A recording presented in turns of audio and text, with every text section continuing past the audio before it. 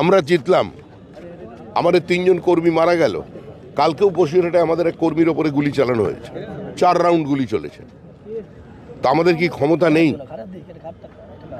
সিংহ স্থবির বলে যদি কেউ মনে করে তাকে পদাঘাত করবে, ভুল করছে।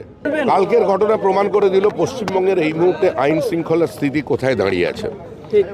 দীর্ঘ 15 বছর ধরে তৃণমূল কংগ্রেস কার্যত প্রশাসনকে ধ্বংস করেছে, পুলিশের রাজনীতিকরণ সম্পূর্ণ করেছে, সমস্ত অপরাধীদের ভয়মুক্ত করে দিয়েছে।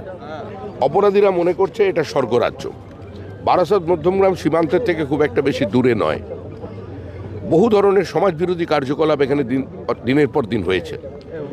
জাল আধার কার্ড তৈরি, জাল রেশন কার্ড তৈরি, জাল এপিক তৈরির কাজ এই বারাসাত এবং মধ্যমগ্রাম থেকে চলছে। ভারতবর্ষের যে প্রান্তেই যে অনুপ্রবেশকারী ধরা পড়েছে তাদের সবাইয়ের কাছ থেকেই জেরা করে এটা পাওয়া গেছে তারা কার্ড সংগ্রহ করতো এই অঞ্চলটাতে।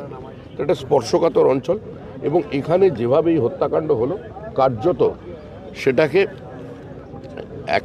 একটাই বার্তা দেওয়ার জন্য হলো, মানে এটা প্রধানমন্ত্রী 2 দিন পরে আসছেন তাকে বার্তা দেওয়ার জন্য, নাকি বিজেপির বুকের ওপর গুলি করা হলো।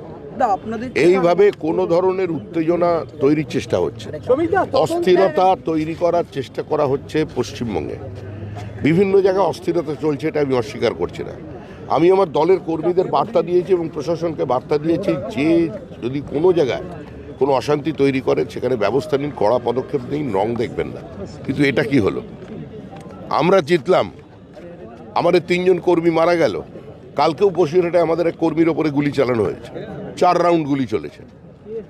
তা আমাদের কি ক্ষমতা নেই? সিংহ স্থবির বলে যদি কেউ মনে করে তাকে পদাঘাত করবে, ভুল করছে। আমরা তৃণমূলের ভাষায় কথা বলতে জানি, কথা বলতে পারি, কিন্তু তাও বলছি না, বলবো না, এটাই হচ্ছে আমাদের স্ট্যান্ড। কিন্তু এই যে ঘটনাটি ঘটল, যার সঙ্গে রাজনীতির দূর দূর পর্যন্ত কোনো সম্পর্ক নেই, তিনি একজনের আত্মসহায়ক, একজন অরাজনৈতিক ব্যক্তিত্ব, প্রাক্তন একজন সেনা কর্মী, আজকে তাকে এভাবে পয়েন্ট ব্ল্যাঙ্ক রেঞ্জে গুলি করে মারার উদ্দেশ্যটা কি? এটা সম্পূর্ণভাবেই একটা পরিকল্পিত প্রতিহিংসাজনিত রাজনৈতিক হত্যাকাণ্ড।